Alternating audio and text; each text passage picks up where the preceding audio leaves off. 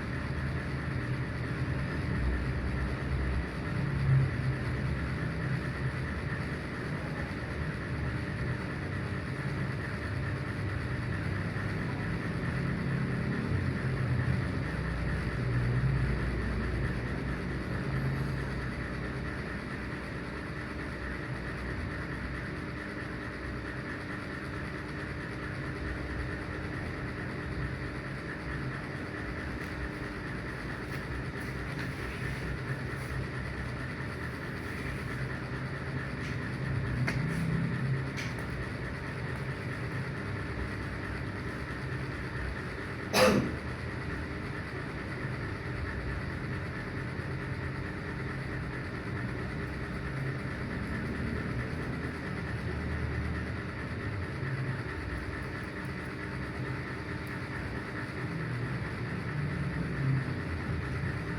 sudah Mustafa?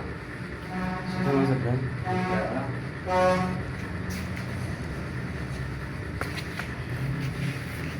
Ini boleh izin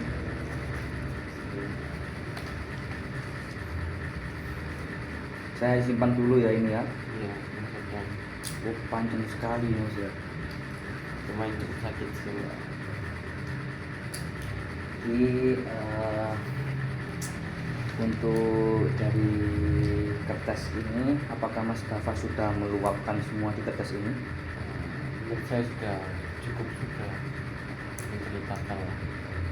Jadi apakah dari kertas dari tulisan Mas Dafa di sini untuk kedepannya biar bisa mempererat pertemanannya itu dari Mas Dafa sendiri seperti apa? Ya mungkin dari saya anak ini harus ada yang benar-benar mengeval anak ini. Kalau enggak bisa dieval ya mau nggak mau harus ya, saya harus menjauh, membuang anak ini sebagai teman. Jadi ya, istilah takaf ya. Jadi Mas Dafa ini sudah sangat merasa sakit sampai memutus pertemanan gitu ya. Kalau dia masih belum bisa mengevaluasi dari perlakuan dari teman-teman Mas Dafa itu. Apakah ini ada seorang yang merasakan sama juga dengan Mas Dafa seperti itu? Ada lah. Ada juga ya, sudah. Sama sakit juga. Baik, Bapak. Jadi ini tempat teman kuliah berarti ya? Teman kuliah. Satu kelas juga. Satu kelas. Dari konseling ini kita nanti ada exposure writing ini, teknik exposure writing ini ada 1 atau 2, 3 sekitar pertemuan konseling selanjutnya. Jadi nanti Mas Dafa juga nanti setelah ini konseling ini nanti saya bawakan kertas lagi. Nanti Mas Dafa tuliskan saja apa perlu ditambahi tentang permasalahan teman ini dari Mas Dafa itu. Nanti kita bahas lagi di pertemuan selanjutnya, ya, gitu. Baik, terima kasih Mas Dafa. Selamat malam Mas. Ya, selamat malam saja. Oke, bertemu lagi ya di sesi konseling yang kedua. Jadi saya di sini dari Mas Dafa ya kemarin ya. Mas Dafa. Saya sempat baca dari Mas Dafa soal permasalahannya di kertas 1 full penuh ini ya. Itu yang saya membuat ingin bertanya kepada Mas Dafa itu sampai pertemanannya ini padahal kan satu circle ya kan. Padahal satu circle. Terus kenapa kok Mas Dafa tiba-tiba sampai merasa ingin cut off, sampai sakit hati, sampai ingin cut off, memperpecah hubungan pertemanan lah. Gimana? Seperti apa sakitnya itu Mas? Sangat sakit Mas, karena saya juga dari dapat info dari teman saya sendiri itu ya sudah dekat banget lah, sudah saya percayai lah. Itu bilang ini Mas, teman saya yang satunya ini yang saya pasti kertas ini. Saya ada suatu tempat tongkrongan gitu. Kayak basecampnya anak-anak BK itu semua ya, kating-kating teman dari angkatan saya sendiri juga ada banyak. Jadi ini ngomongin circle kita yang hanya 4 orang itu. Jadi memang di akhir ini kita jarang nongkrong lah. Kayak dari temanku satunya itu ada tanggapan lah dari saya berdua ini sama teman saya yang saya percaya ini. Kayak ada proker juga, jadi ngurus-ngurus bekas tuh yang sangat banyak lah. Teman satu ini kayak nganggur gitu. Berarti 4 orang. 4 orang Ya. temennya nganggur gitu. Jadi saya dapat dari info teman saya sendiri, ini katanya butuh lagi kosan. Ada yang keluar. Jadi pada saat saya ngajak nongkrong di tongkrongan saya itu, Ya. di anak banyak tadi itu katanya nggak mau, kayak gimana ya, intinya nggak mau lah. Ya, dia bilang ke teman saya yang saya percaya ini, dia bilang kayak apa sih di situ itu kayak sehari, kayak minuman saset-saset lainnya itu kayak gak level lah kayak tempatnya kayak jijik ya kan, jijik gitu kan di sana, mending di kafe. Nah, saya dan circle saya ini kayak bisa 3 orang circle saya ini yang terus saya itu kayak gak bisa kita di kafe terus setiap minggu. Misalnya dari saya sendiri juga sama ya, juga ngumpet ngepres lah tiap minggunya. Belum beli kan anak muda, kalau butuh-butuh kayak rokok tiap hari kan, bensin juga potong itu semua tiap hari, belum termasuk makan saya tiap hari. Ke kafe sekali pun ya paling murah 10.000, 15.000 ya. Potong itu kan ya emang lah menurut saya. Ini gimana ya, potong lah, mending uangnya dibuat bensin terus buat beberapa hari untuk nongkrong. Saya butuh bercengkrama, kayak komunikasi dengan orang-orang lain terus kan, kayak menambah relasi juga buat saya, ngelatih komunikasi saya. Kayak public speaking saya juga kurang, dalam organisasi juga kurang.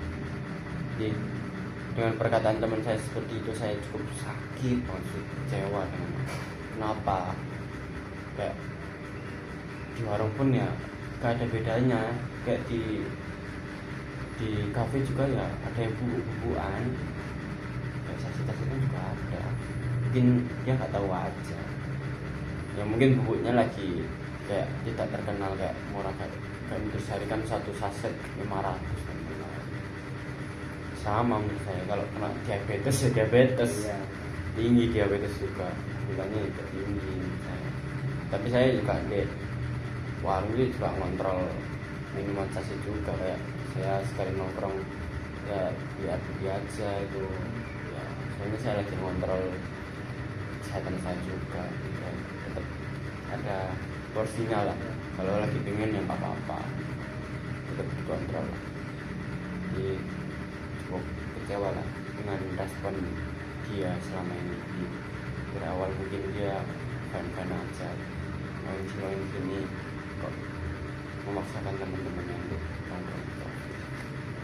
Itu Mas Tapa, saya merasakan bagaimana rasa sakitnya Mas Tapa akibat temannya yang sedang menghina karena tongkrongannya di bawah standar levelnya, bisa dibilang miskin kan ya, katanya. makanya kasarannya seperti itu, miskin ya. Saya bisa merasakan Mas Tapa sakit akibat omongan tersebut. Tapi ya, saya juga mengapresiasi terhadap Mas Tapa bisa menyembunyikan sesuatu sakit tersebut di depan teman yang menyakiti tadi. Itu juga saya apresiasi dari Mas Tapa. Tapi jadi untuk sedikit termotivasi saja ya untuk Mas Tapa. Jadi memang kita semua ya, untuk semua orang, awal pertemanan itu juga fan-fan aja. Tapi semakin dekatnya kita dalam berteman itu pasti banyak ada ujian ya. Setiap apapun dalam hubungan, dalam organisasi, dalam pertemanan, percintaan, keluarga pun juga pasti ada permasalahan yang untuk menguji kita ya.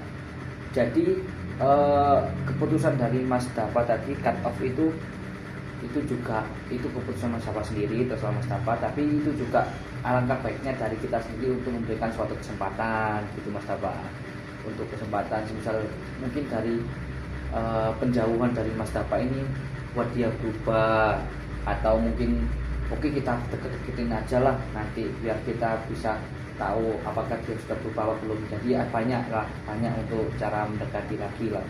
Tapi kalau memang itu keputusan Mas Dapa, saya tidak juga marah. Jadi tetap berkompeten dalam pertemanan lah, tetap berteman satu sama yang lain, jangan sampai ada dendam dan yang atau benci dalam antar pertemanan, begitu Mas Dapa. Apakah dari konseling ini Mas Dapa merasa puas tentang mengeluarkan segala rasa sakitnya itu? Merasa puas atau Saya sudah cukup puas lah menggunakan agak, jadi saya sudah agak enteng lah bisa bertukar pikiran dengan Mas Sabdan sendiri. Di teman saya nanti akan saya bilangi lagi, katanya sih lebih baik lah ya, jangan dijauhin, lebih ke jadi anaknya kalau bisa anaknya bisa dirubah ditegur lah ya. seperti itu. Ya, apakah bisa saya tutup konseling pada malam hari ini?